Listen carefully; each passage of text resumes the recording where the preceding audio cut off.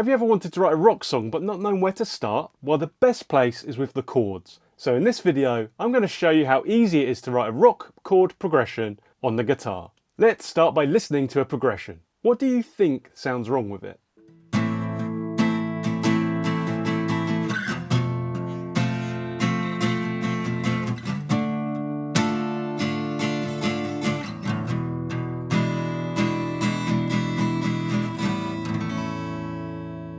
This is a pretty straightforward A minor key chord progression, but you might have noticed how out of place the last chord sounds. That's because it's an A major chord. Ending a minor progression with a major tonic chord like this is sometimes called a Picardy third. This is like borrowing the major 1 chord from the parallel major key. The reason to use this chord is to create an uplifting or bright sound to the end of a sad minor key progression. So what does this have to do with rock chord progressions? Well, rock relies heavily on power chords, and these chords, also called 5 chords, are neither major nor minor. This means they can be used to imply the minor and major versions of any chord. Often what happens is the singer will fill in the extra information with a third or flat or minor third note, depending on how they want the song to sound at that point. To give you a flavour of this, first I'll play the F, G and A power chords ascending up the neck.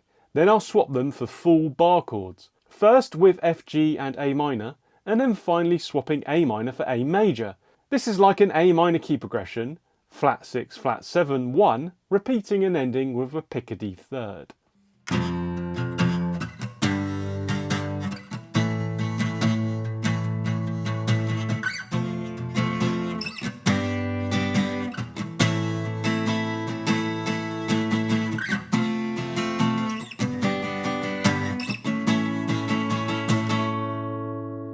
If you're trying to write a rock song on the guitar, it can be difficult to make your music sound original and exciting. That's exactly why I send a free weekly newsletter to thousands of guitarists, providing interesting ideas that you can use in your songs straight away. If you want to write better songs with more confidence, then head to writeonguitar.com or click the link in the description to sign up. We can use the Picardy third idea to create a group of chords that are closely related to rock music.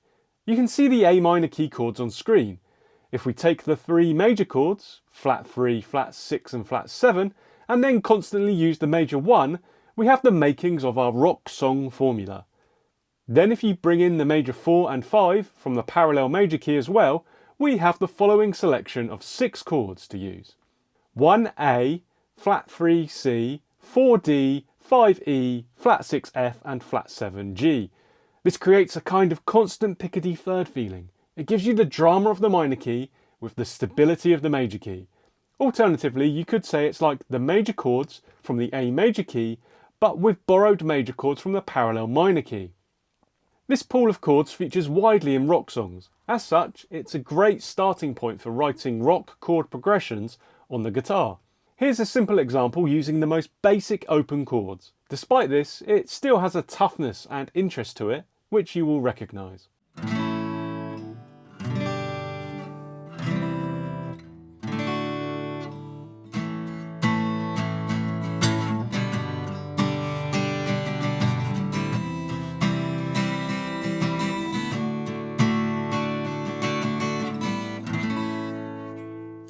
Probably the main reason for this group of chords becoming widely used in rock is because of how easy they are to stumble across on the guitar.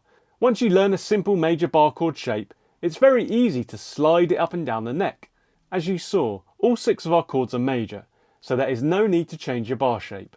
As such, entire songs can be played easily and written quickly. In this next example, I'll use this idea and slide the E major bar shape around the neck to create a nice rock progression.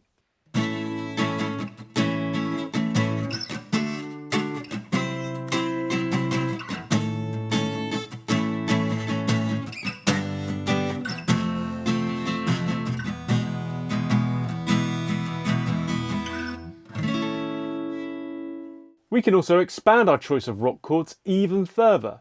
I showed you the A minor key chords earlier. If we play the 2 chord as another major chord, then we have B major. Add this to the earlier group and we now have 7 chords to choose from. This also reveals another way to create a group of chords like this. Take a minor scale, build a major chord with each note of the scale as the root, and you will have 7 rock chords ready to go. Let's have a listen to another example. this time bringing in the major 2 chord.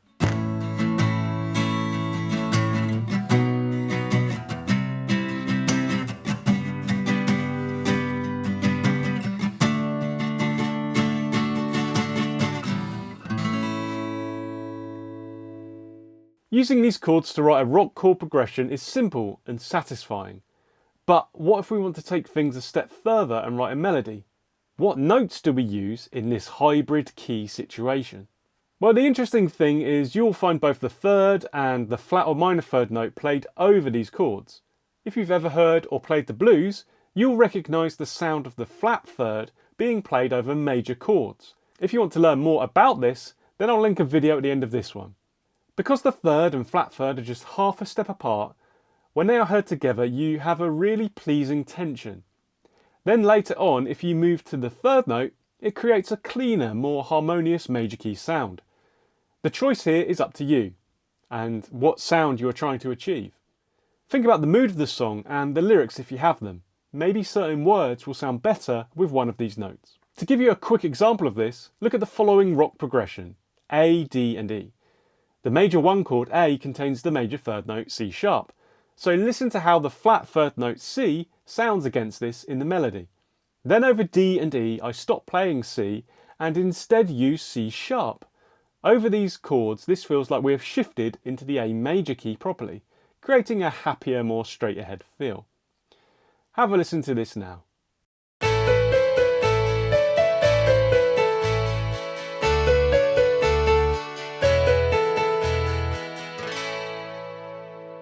Writing rock chord progressions is simple to do, but to really understand them, you need to learn about where this sound comes from, the blues.